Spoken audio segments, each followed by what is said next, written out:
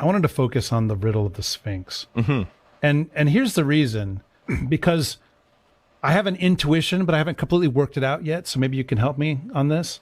So, okay, number one, Sphinx. Well, what is a Sphinx? A Sphinx is essentially a throne guardian, right? In ancient Near Eastern religion, of course, this very much affects ancient Greek religion as well. And it's essentially a cherub kind of figure, right. Okay?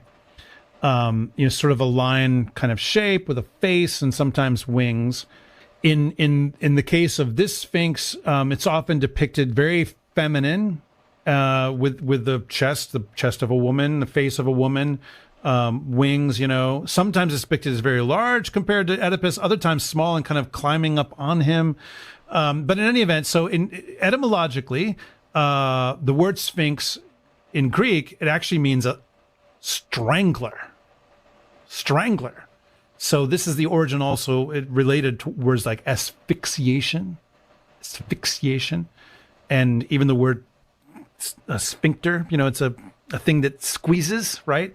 Although there is an alternate etymology, and I'm just going to say I think that both of these things are true at the same time, an alternate etymology from ancient Egyptian, that it means divine image, a divine image. So that's also kind of there as well.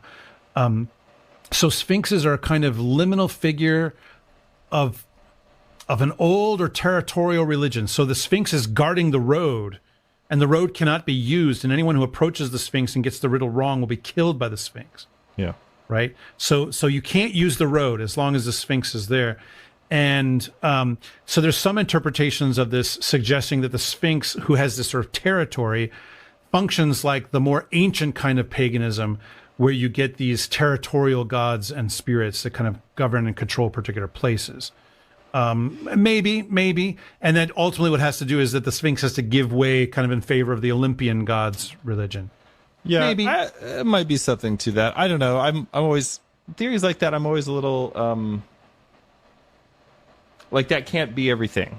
Yeah, like if it were that, I feel like the memory would not have held on the way that it does. So, talk about a couple of things here. Why is the riddle not mentioned in the why play? Is the riddle not in the play? It's mentioned, but not given. I think there's maybe two reasons. The first is that it seems to have been very well known. The second reason, I think, is that the play itself is a riddle.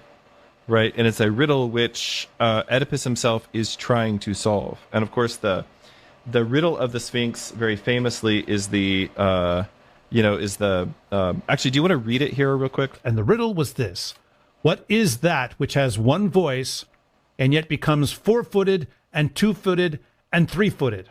So that's the basic sense. Is this what goes on? And I've heard variations on this. What goes on 4 feet in the morning, right. 2 feet in the day, and 3 in the evening is another way this is sometimes put.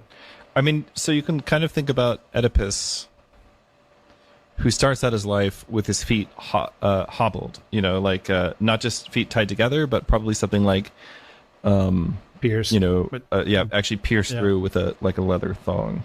In ancient symbolism, and this is there in the Holy Scriptures as well, the Sphinx or the cherubim is closely associated with riddles and the guarding of a mystery, but also the unveiling of a mystery. So even, actually, Mathieu Pajot's The Language of Creation, his book has a great chapter in this about this. Recently, in the Symbolism Masterclass that Jonathan Pajot did, he gave an incredible explanation of kind of how this works and how the cherubim or the Sphinx or the 4 beasts or the beast with 4 heads, all these different, how this is, what this has to do with revelation and riddles and self-sacrifice. It would take me a long time to probably unpack that right now. But the point is that this is a creature that in every ancient mythology, in Babylonian mythology, in Egyptian mythology, in the Holy Scriptures, in Greek mythology,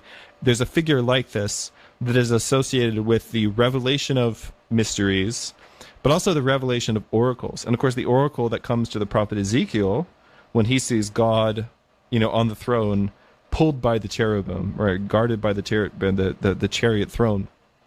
The mystery that's being revealed to him is actually the mystery of human suffering. And specifically, why are the people of God suffering? Yeah. Right. And so that's also, some of that is actually in this riddle. You know, the riddle is about aging, and it's about death, and it's about the cycle that it seems like we can't escape. Yeah. And it's a cycle that Oedipus is kind of going through backwards. And so he begins life on 3 feet. As a man, he's on 2. And as an adult, he has 4 feet, because now he's blinded himself. He has to be led around. He's actually more helpless than he was even as a child.